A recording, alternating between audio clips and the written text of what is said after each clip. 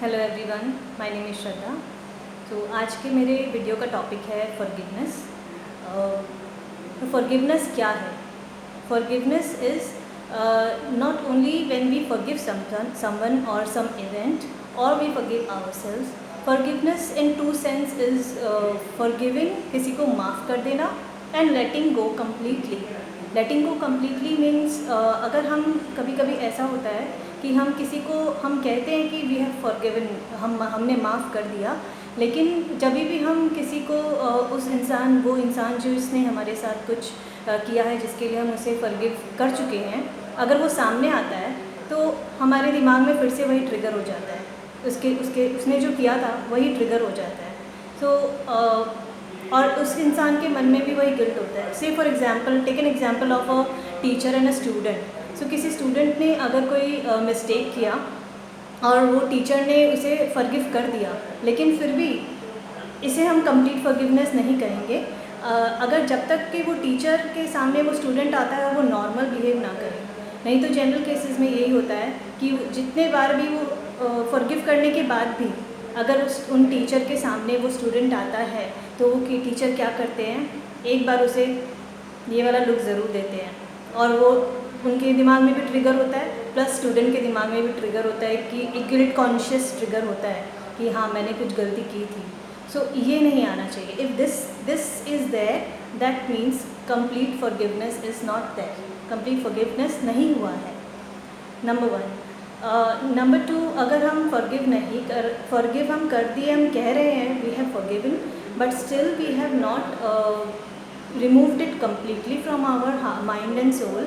सो उससे क्या होता है कि जैसे कि हमने अगर किसी क्लोथ को सोच लिया है कि अब ये कपड़ा हम और नहीं पहनने वाले हैं, लेकिन फिर भी हम उसे अपने अलमीरा में रख रखे हैं। So what is that doing? That is occupying space. तो वो हमारे कबर्ड में एक स्पेस ऑक्यूपाई कर रहा है, और वहाँ की एनर्जी उससे वो पड़ा है तो उससे तो एनर्जी निकल रही है।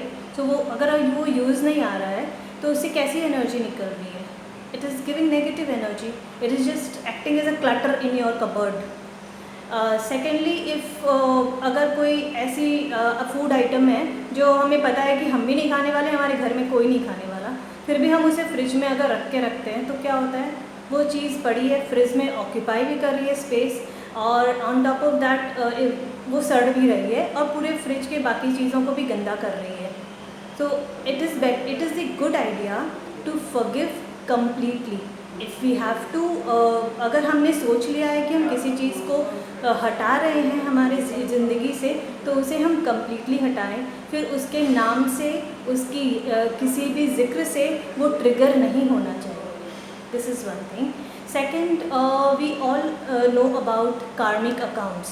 तो कार्मिक अकाउंट, अगर हमारे साथ किसी ने कुछ भी रॉन्ग किया हो, कोई इवेंट ऐसा हुआ हो, तो वो ज़रूर किसी न किसी कार्मिक अकाउंट की वजह से हुआ है।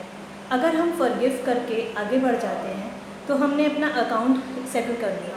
दो लोगों के बीच में अगर कुछ इवेंट होता है, किसी एक को तो आगे बढ़ना पड़ेगा ना, किसी एक को फॉरगिव करके आगे बढ़ना पड़ेगा, तभी वो अकाउंट सेटल होगा।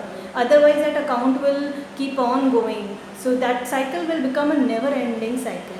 सो अगर उस साइकिल को एंड करना है तो हमें उसे फॉरगिव करके आगे बढ़ना होगा। And forgiving should come with let go, complete let go. Okay, so for this, like I'll tell you one exercise which would be helpful for you all. It has been helpful for me in my life, so I'm sure it would give very good results to you all. So exercise में करना ये है कि in a day, any time of the day, there is no hard and fast rule of timing rules for this exercise. You can do it any time as per convenience of your work schedule. आपको just आंखें बंद करके either you can lie down on a bed or you can sit down and imagine that person is there in front of you, जिसने भी आपके साथ कुछ गलत किया हो, जिसे आप फॉरगिव करना चाह रहे हैं लेकिन कम्प्लीटली कर नहीं पा रहे हैं, और या जिसके संग आप जो भी इवेंट हुआ था उससे आप कट करके आप आगे बढ़ना चाह रहे हैं। तो आप उसे अपने सामने विजुअलाइज करिए and tell them that I am sorry. I forgive you, I'm sorry, I forgive you, I'm sorry, I forgive you. And अगर आपको लगता है कि गलती बहुत ज़्यादा आपके तरफ से ही हुई हो, so I am sorry, please forgive me, I am sorry, please forgive me, I am sorry, please forgive me. Say this 3 times. Imagine a cord coming from, cord means एक थ्रेड जैसा होगा जो कि उनसे आप तक आ रहा है. एक ऐसा थ्रेड इमेजिन करना है आपको. इमेजिन करके जस्ट विजुअल, आँखें क्लोज करके ये बोलकर, आई एम सॉरी बोलकर, उसे ऐसा इमेजिन करिए कि आप उसे कट कर रहे हैं. तो 3 times आप उसे कट करिए और उसके बाद इमेजिन करिए that person is happy and smiling, you are also smiling, and that person is just going away from your life happily. So say please go in peace, please go in peace, please go in peace. And ऐसा imagine करके खुश हो जाइए और अपने आप को एकदम फ्री महसूस करिए.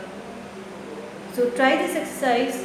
You will have to have faith and you will have to be patient while doing this. Do it every day. 1 महीना, 2 महीना, 3 महीना, ऐसा नहीं है कि इसका result you will get quickly.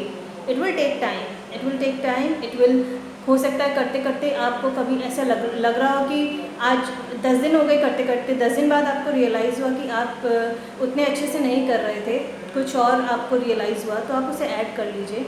और जब मतलब आप इसे पूरी शिद्दत से करिए, I am sure you will have a very good results.